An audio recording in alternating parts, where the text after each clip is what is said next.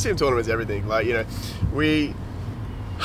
I sometimes approach PWA with a little bit of a flippant, tongue-in-cheek attitude, but at the end of the day, the whole reason I came here was because I wanted to wrestle against the very best people in the country, and in fact, I think PWA is against the very best people in the world. So to win, to be in the 8-man tournament was expected because I've seen myself as one of the best grapplers in this country ever since I came back to this country. But to win the tournament would mean everything to me, and it's the whole reason you want to be a wrestler in this country is to win the tournament. That is the best 8 grapplers in the country. You know, to me that means I'm the best grappler in this country, and even though I know that, it would be nice to prove that to everyone else, you know. On the contrary, I've only been back in this country for a year and I'm in the Colosseum tournament. Like, what does that tell you? Talent notices talent. And there's a reason PWA put me in this tournament, despite the fact that I've only been back in this country since, October last year. You know, the whole you've been noticed thing is really cool for everybody else because you can say whatever you want. They've had the harder path, they've done more work and whatever. The way I see it, they took 3 or 4 years to get noticed. I came back and got noticed in 1. How many other people in this tournament can say that? Literally none. So, you know, I don't know. I'm not going to feel guilty about getting here quickly. I'm not going to feel guilty about living a life of opportunity. You can call it the easy path. You know, I call it taking opportunity when opportunity presents itself, and that's exactly what I plan to do at Colosseum.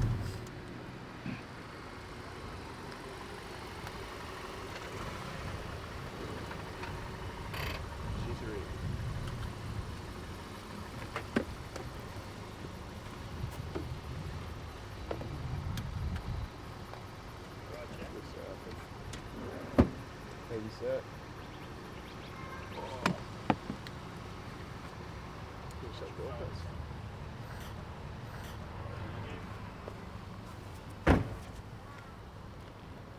Thank you.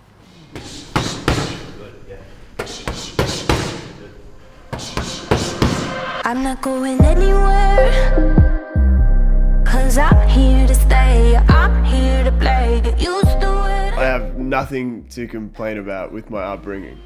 I lived somewhat of a privileged childhood, but, you know, I'm not going to brag about it, but at the same time, I don't feel guilty about it. The childhood I had was what led me into, you know, privileged athletic courses that got me into high-level rugby, got me into high-level cricket, and then got me into high-level amateur wrestling, which then got me into jiu-jitsu, and then into professional wrestling. So the reason, you know, me having that upbringing gave me the athletic background I have, and, you know, it's the reason I'm passionate about it, and it's the reason I'm a high achiever.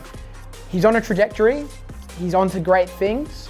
Maybe his arrogance could get in the way, but besides that, his prowess in the ring, it's going to be shown in the Colosseum tournament. Sam Osborne, for the short time he has been in PWA, he has probably made arguably the biggest mark. There's a lot of whispers of maybe he doesn't deserve it, and there's been guys around here longer that have put in the work for longer, but they haven't.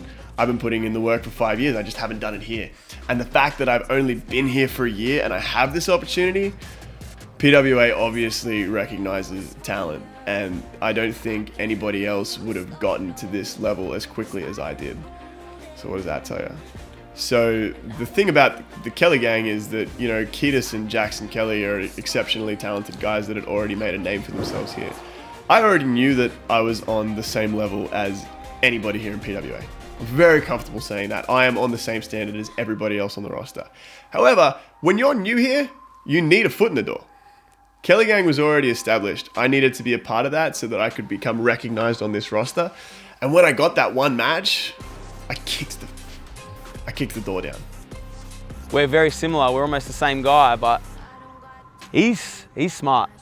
And at Hot Dogs and Handshakes, you know, I think he came into that match acting like he wanted to wrestle me, but he had no intention of getting in the ring with me. You know, him and Will Ketis had this plan. I really think they were trying to take me out of the tournament. And if it wasn't for Carter being there, I think they realistically might have. I do not want Matty Wahlberg to miss the tournament. Trust me when I tell you that Matty Wahlberg being in the tournament is the thing I want more than anything. And I'm fully convinced I'm going to be in the final of this tournament. So at some point, I'm going to get my match against Manny Wahlberg. And because of that stunt I pulled with William Kiedis, I'm already in his head. Sam Osborne and comeuppance are going to be in the same sentence tonight, I predict, as he takes on the sniper of the skies, Robbie Eagles. I went into it cocky. I still think I'm as good. I genuinely go into everything thinking I'm as good as anybody else, but Robbie's the best guy here. Wrestling Robbie early in your career humbles you. If you're wrestling against Robbie Eagles, you're against the most proven main eventer in Australia. So I genuinely went into that match thinking that I was going to prove that I was the best. I thought I was going to beat him.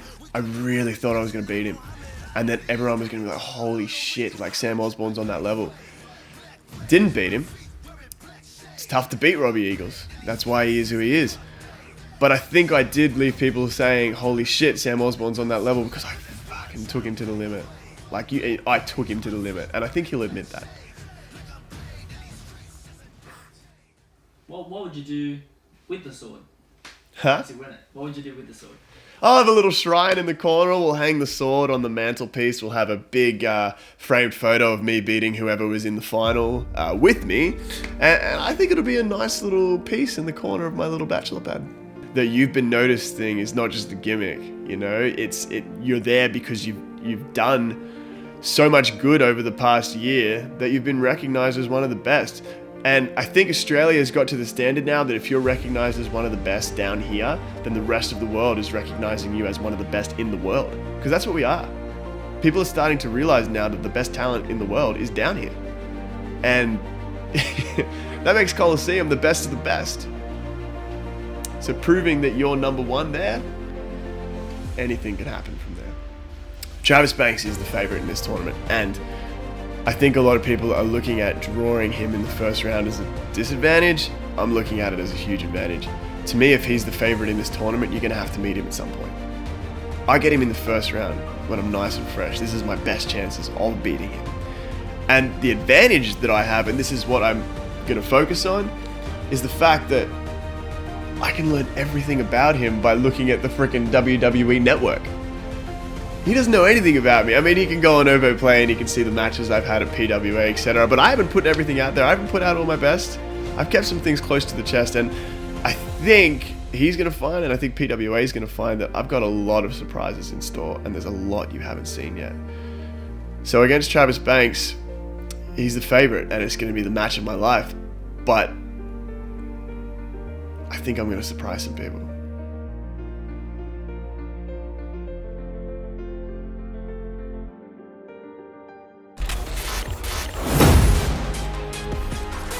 The prize bull, Sam Osborne, has something to prove.